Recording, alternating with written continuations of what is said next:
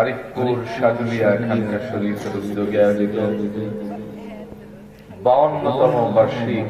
ইসালে সাওয়াব মাহফিলে সম্মানিত সদরে মুদ্রাজেন আবুল হাসান শাহ মোহাম্মদ রুহুল্লাহ সাজুলি আতালাল্লাহু উমরাহ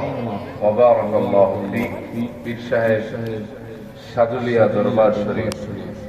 আল্লাহ তাআলা হুজুরের নেক হায়াত এবং সম্মান বুলন্দ করুন বলি আল্লাহুম্মা আমিন। উপস্থিত আছেন আজকের এই মোবারক ইসালে সাওয়াব মাহফিলের নায়েবে মুনতাজিম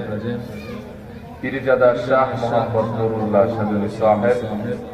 পরিচালক সাজুলিয়া দরবার শরীফ। আল্লাহ তাআলা তাকেও নেক হায়াত, সুস্থতা এবং সম্মানের সাথে আল্লাহ তাআলা দুনিয়া এবং আখিরাতকে উজালা করে দিন বলি আল্লাহুম্মা আমিন।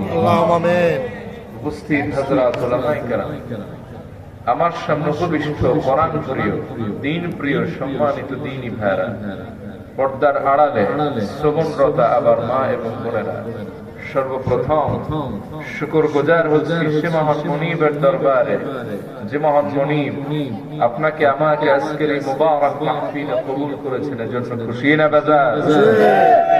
যে মহান রব এই ইহসান করলেন, ইরহাম করলেন, তার আনলিমিটেড মার্সি, দয়ার ভেতরে আপনাকে আমাকে আবদ্ধ করলেন, সে মহান মুনিবের দরবারে প্রাণ খুলে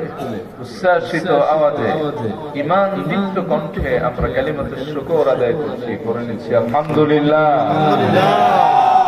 পড়ুন রব্বানা লাকাল হামদ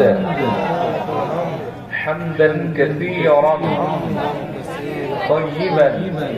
مباركا فيه